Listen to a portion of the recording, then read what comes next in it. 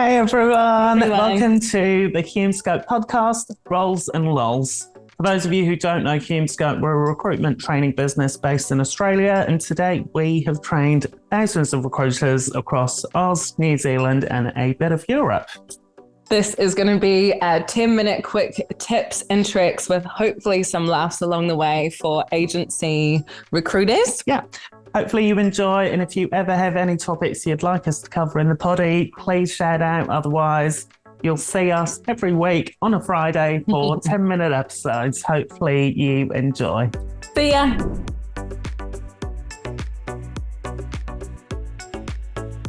Hey everyone, welcome to the poddy. We're so excited to run this one. I think we have had a chat about this before running it, and I think we wanted to make something a bit more lighthearted of something I think that makes us feel super cringy and that is when we are on the phones with clients and we get faced with the objections. Yeah. And I think we fear this part of our role because we don't know what to say. Yeah. Or like we don't think we know what to say, what I should say. And we don't have a process often in place of how to handle an objection. I think the immediate human response is, for an objection, counter it.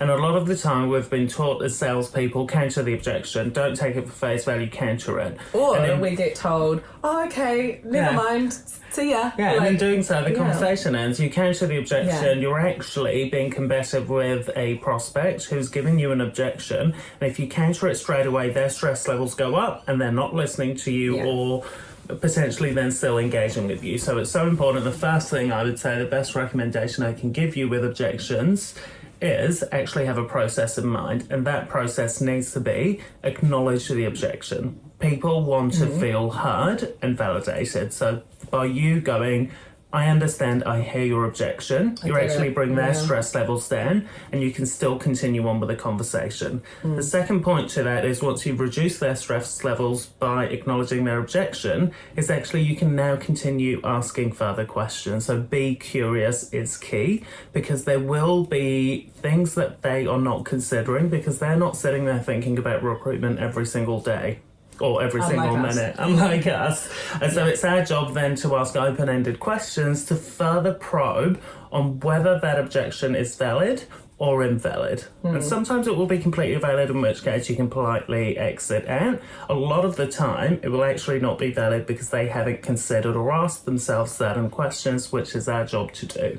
Yeah, And that's kind of how the process of objection handling goes, I would say. Yeah, and I think as well, like when you are wanting to move past the objection, where things can go wrong is when you're not listening or hearing what they're saying, and if you try to continue the conversation and disregard their objection, they're just going to be like, well, fuck you, you're not even listening to me anyway. So there's definitely a structure, but I think what we wanted to do today is just make it a bit more playful. I'm going to give Ez a bunch of objections.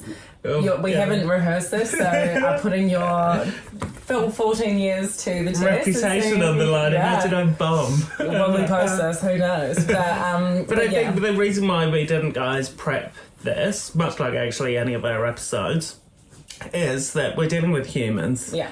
And whilst we might have the perfect way to address an objection, actually you're human, the other person's human, you will fuck up occasionally. And so we just wanted to do this in real time to go, sometimes you'll say the right thing, sometimes you won't, and it's all about reflection and refining. So And this is role play, and you might get some of them wrong, and you might think, actually, no, I wouldn't say that, this is how I would say it. And I think the purpose of this is to get comfortable being a little bit uncomfortable, because when it comes to the real thing, you want to know that you've got yourself and that you can rely on yourself to say the right thing. And that to me is the structure, not necessarily what you're saying, but if you are acknowledging, you're empathizing, you're being curious, and you're finding solutions in a way that is, I guess, respectful to their objection, that's what is important, not necessarily what they're objecting to. And we have an association. Objections means no, see you later, let's not deal with it. Objections can actually be a super healthy conversation for you to have with your suppliers. 100%. All right, put me under the microscope, my friend. First one. Ring. We don't use recruiters. Okay, bye. Okay, sorry. No, I mean, we've all had that one, so we don't use recruiters. Oh my God, awesome. That's so great that you've managed to grow your business, Liz, without the use of any external help. Can I ask, has your recruitment process been over the last few years? I'd love to know how you've been able to attract and retain the staff that you have had. Am I meant to say that now because I haven't reversed? Yeah, no, but that's the response, right? We could just go, okay, take it for face value, or acknowledge that there's an objection there and go, that's amazing. Like, fucking well done you. Like, you've managed to grow a team, you've managed to retain them without the use of any external help. How has that process been for you? Because in that how, Lucy now has to answer that with more than a yes or no. Therefore, she will divulge information about how they've gone about it. She might go, yeah, our GMs all recruit. They've got active recruiting targets, blah, blah, blah, blah, blah. In which case, I'd press a little bit further. Have they been trained on recruitment? Are they typically using LinkedIn Recruiter? Are they using Seek? If they're using Seek, then I would then pull some stats and go, did you know that 95% of the white collar workforce is actually quite active on LinkedIn? We've got access to the back end of LinkedIn. Typically we find a mix of LinkedIn sourcing, headhunting. Seek typically attracts only people that are active in the market, whereas LinkedIn, we're able to engage with people that are not active in the market, people that are happy in their roles, and we can actually engage with those people because we've got the networks and the know-how. Therefore, you would get a much better portion of the market that is active and passive, so you're getting a better talent pool versus just looking on Seek. So it's about educating and digging in deeper. So that's how I would answer that question. I like that answer as well because it's curious. Yeah, and you're not saying, oh, okay, never mind, or seeing it as a dead end. You're probing with a curious mindset, which is, I think has been almost our little buzzword, like curiosity. All right, number 2, we have an internal talent team. Oh, don't need ya. Yeah. Yeah, you do. In that scenario, I'd go, Liz, that's awesome. I did actually notice that you guys have got 3 people in your TA team. Can I ask, how do they split the roles up? I noticed about your business, you've got technical teams, you've got functional teams, you've got sales teams. Do they recruit across all 3 verticals? Do they split that up? How have they found that? Yep, they cover it all. Amazing. And you will. What else you got? Nothing. Stop it. In that scenario, I would ask more about the talent teams. How long have they been in process? Do they actively build talent pools, or are they reactive to roles that come up? Are they actively headhunting, or are they responsive recruiters? How are their interactions with the internal hiring teams? Has there ever been situations where you've had to go external due to not being able to secure the right person through your internal talent team? I'd also be asking, what would happen if one of your talent team left tomorrow? What impact would that have to the business? In that scenario, would you wait to recruit another TA, or would you in that scenario look externally? What would happen if those 3 people in your TA team weren't able to fill the role? What has been their typical response rates to filling a role? If it's long, like 8-9 weeks, I would then talk about our process of how we engage with candidates and get to candidates quicker. I'd be asking questions around how has the time to fill affected the other teams when there's been a real need that's urgent. Has it affected project delivery if they're project business based? Has it affected the other teams where they've had to take on more work? Has it impacted retention rates? So I'd be asking questions around that, not direct questions around are they good at what they do. I'd be asking around, that's amazing that you've got internal function. Very few businesses really invest in internal talent, so it's amazing to see that you guys do. That must be hugely beneficial to you as a business to have 3 people in-house really that understand your business. But then once I've complimented them, understand how they recruit. Do they recruit across multiple specializations? If so, how do they build talent pools across all these different variety of role types? How are they actively headhunting and building talent pools? Are they also doing HR sort of focused roles? Because then that takes them away from talent pooling. So again, that piece of educating client, asking them further questions, get them to think and try and find the chink in the armour. Help them get to the chink in the armour and get them thinking, actually, I didn't think about that. It does take them about 3 months, in which case I'd go, look, I'm not saying I'm better than them. However, because this is my very, very specialised focus role, I'm all day, every day, actively talent pooling developers. That's all I do. I run a special event. I have a Slack channel for developers. I'm engaging with these people every day.